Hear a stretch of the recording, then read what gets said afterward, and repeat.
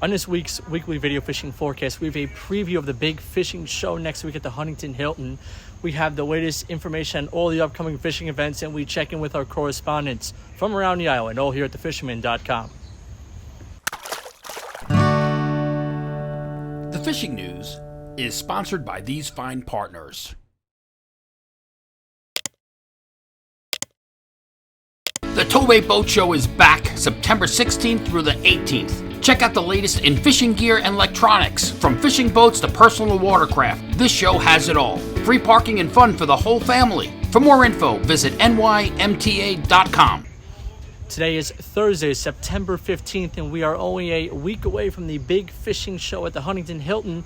You don't want to miss this event. We have Captain John Padovano, a white tackle specialist. Crazy Alberto talking surf fishing, scientist Chris Paparo, shark expert, Captain John Raguso on fishing offshore, and I will be talking about the surf. And for you fly anglers out there, we have Mark Sadati. Oh, and special guest Dave Marciano from Wicked Tuna will be at the show as well. We will also be holding a live panel discussion on striped bass tagging, hosted by the New Jersey Delaware managing editor Jim Hutchinson. The first 500 will get a goodie bag worth more than the $20 admission. Get all the details by clicking on the card above. Hope to see you all there. Folks, don't miss the Fisherman's Fishing Show and Seminar Thursday, September 22nd at the Long Island Hilton Hotel and Convention Center. Starts at 6 p.m. Hey, the first 200 people receive a goodie bag with everything you see here. And if you're one of the early bird arrivers, the first 100 are going to get a Super Strike custom lure made specially for this show. Now, the next 200 receive everything you see here in a goodie bag. The next 100 receive everything you see here. And with over 100 vendors, some seminars from the greatest authorities in fishing, like Dave Marciano and the Fisherman's Gray's Fish Tag Research Seminar, you're going to have an excellent night here. And at 9 o'clock, the largest raffle that we've ever done. Don't miss it, folks. Thursday, September 22nd, the Huntington Hilton. Another event this weekend on Saturday the 17th is the Women's Fishing Expo. The DEC will be holding their third annual Women's Fishing Expo from 10 a.m. to 2 p.m. Paul McCain from River Bay Outfitters will be there tying flies and giving demonstrations. This is a rain or shine event at the Connecticut River Preserve. Seats are limited and pre-registration is required. For more information or to register, call the DEC's iFish NY program at 631-444-0283. We are the Fish Bites Nation, and this is your invitation. So grab some fish bites and get busy casting, because you can't join the nation without doing the catching. The 2022 Fred Galfaro Montauk Memorial Classic is fast approaching. The tournament starts at noon on Friday, September 30th, and ends on noon Sunday, October 2nd. Sponsored by Long Island State Parks and the Fisherman. Cash and tackle prizes for the three largest striped bass, bluefish, and release striped bass category. Entry fee is $25. Awards ceremony at Montauk State Park at 12:30 p.m. on Sunday, October 2nd. For more information, call 631-321-3510. I'm Captain Greg DeBrule of the party boat Blackhawk out of Niantic, Connecticut. You've seen us at the sport shows, you've seen us on TV, magazines, newspapers. Now you can come fish with us, okay? We're fast, we're clean, and we're comfortable. And besides that, we catch them, ask around. Come visit us at blackhawksportfishing.com. We'll save a seat for you.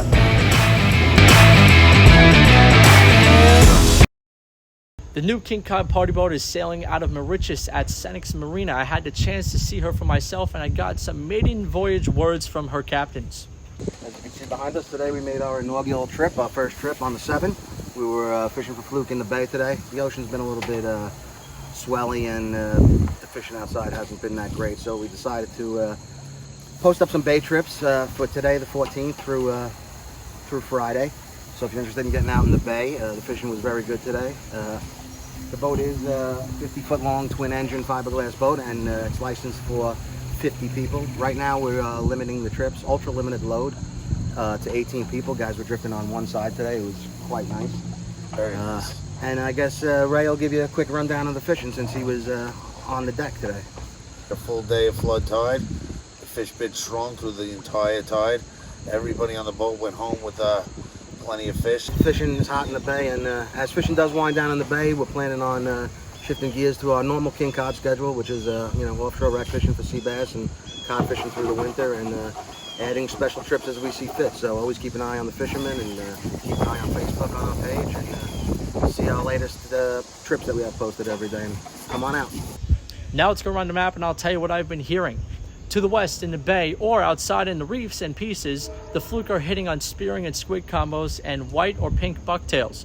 Blue fishing is also gaining strength and they can be taken in the bay or on the outside also. Action on the choppers at the local West End bridges saw fish from cocktails to 12 pounds. Porgies and sea bass are at the local reefs, but most of the sea bass are shorts. Cobia action slowed down a lot during the week too. Along the central south shore, the top of the flood tide in the bays was best for fluke, while weak fishing remained active in the Great South Bay. And most of these fish took small soft plastics and live peanut bunker. Blowfish remain another great option for the kids at the local docks. In Montauk, the awaited false albacore made their arrival in Montauk last week, which gave the light tackle and fly fishermen guys much delight. Aside from that, some windy days did limit the fleet from getting out, but on the days where it was fishable, some boats reported good fluke fishing with a nice mix of sea bass and local stripers showing up once again in the rips by the point. To the north, porgy fishing remained fantastic from east to west, as was the sea bass and striped bass fishing. Bluefish fishing was a bit sporadic, but they are showing up in some places better than others. The pleasant surprise is the steady fluke action in the sound. While shorts do dominate the fluke scene, there are keepers up to 8 pounds to keep things interesting.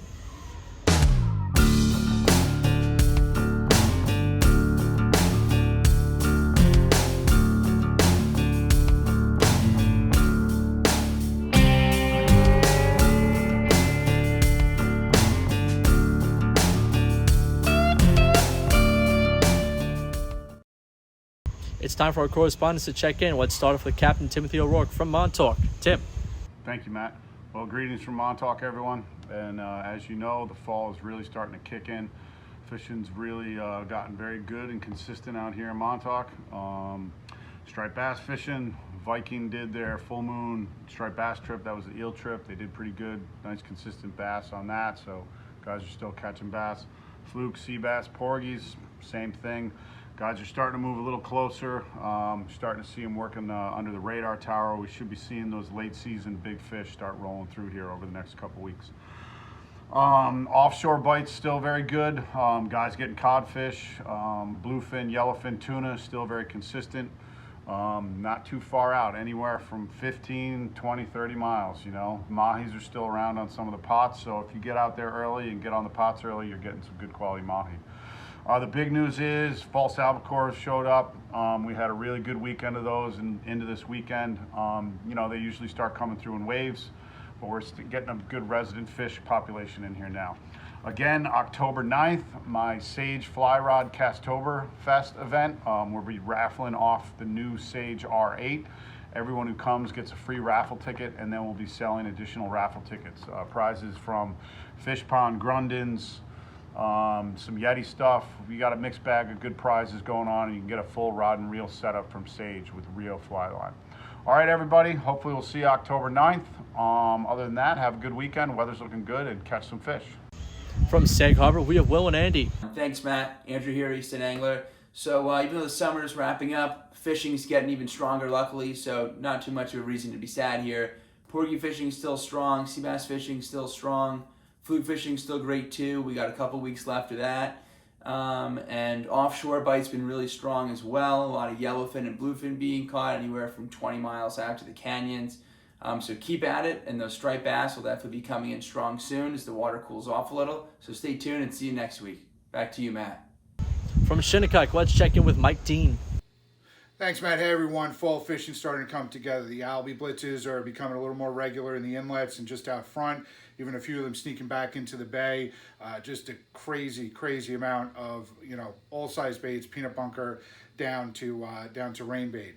out in the ocean, there's still huge bunker pods going on, which is evident by all the dolphins and the whales, which is just awesome to see. Unfortunately, I haven't had much luck, with a buddy of getting into any bass in the ocean. However, back in the bay and the marshy areas, there seems to be some schoolies that are, going after those smaller baits and peanut bunker. There's also some cocktail blues mixed in there, which makes it kind of annoying with the soft plastics, but price of doing business.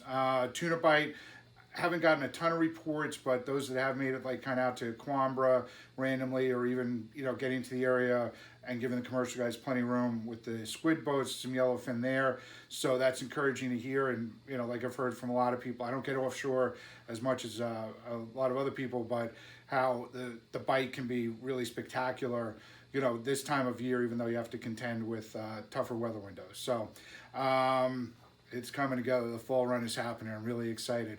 Also excited for the show next week at the Huntsville Hilton.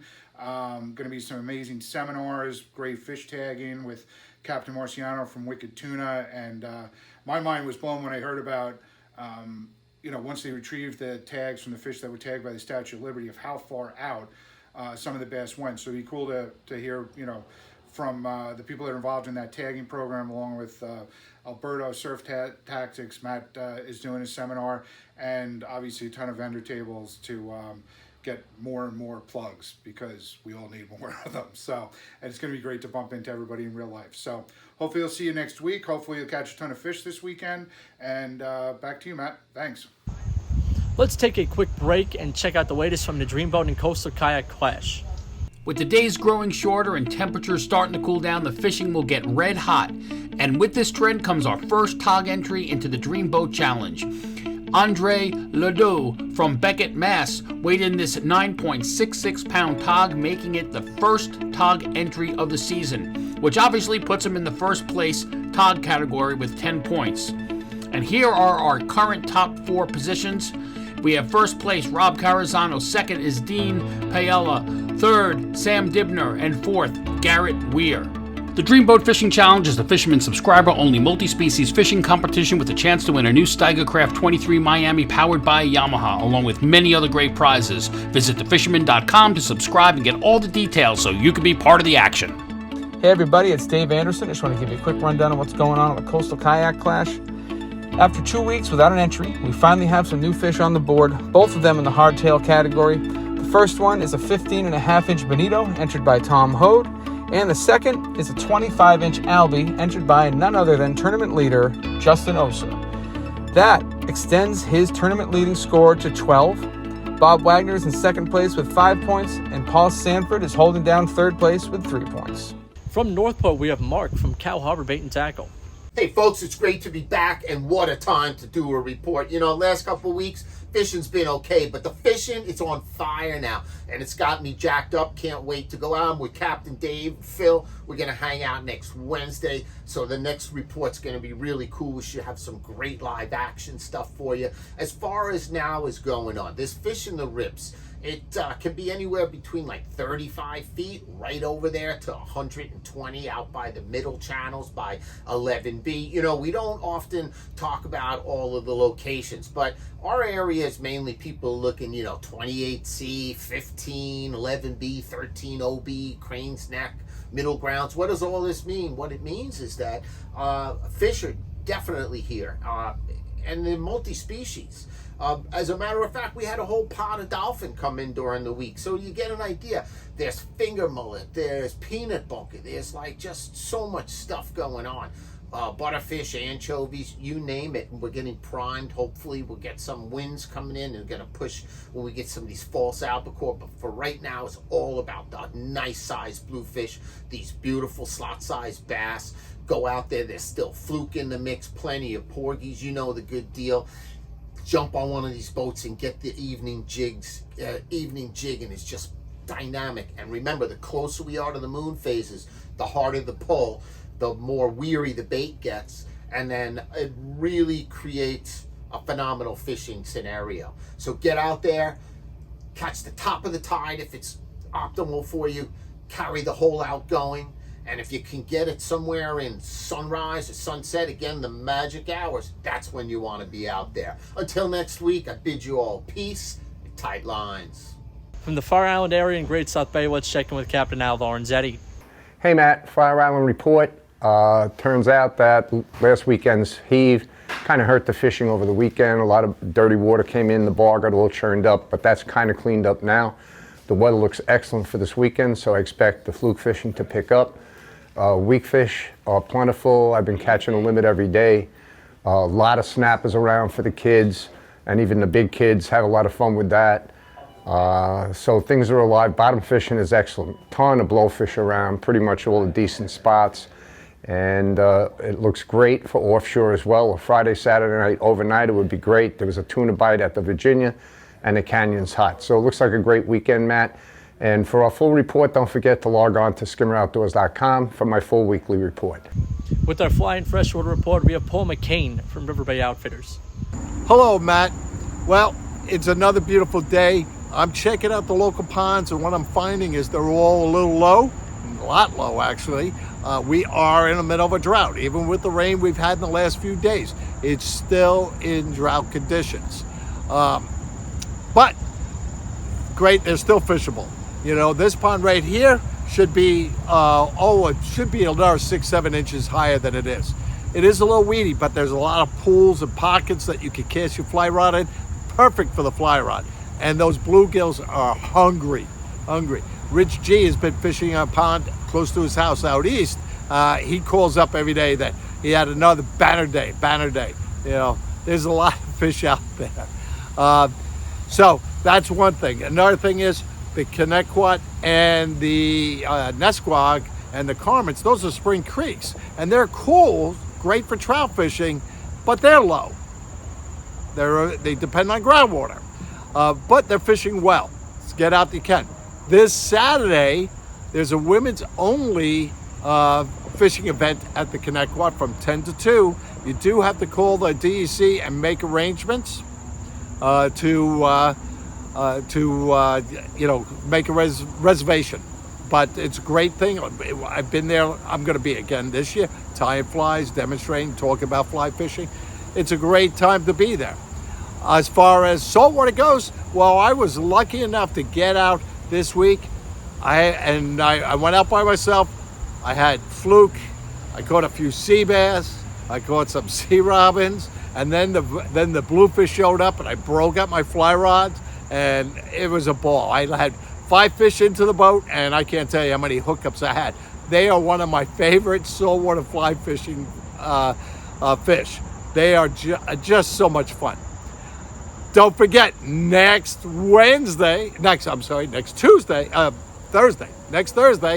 we're doing, the Fisherman is having it's called the Surf Inshore Back Bay, fishing event, right? I'll be there demonstrating, I'm going to be there demonstrating my fly tying.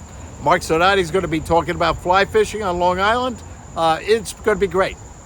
Saturday, the 24th, you want to learn how to cast from the master? Mark Sonati is doing a fly fishing class through my shop.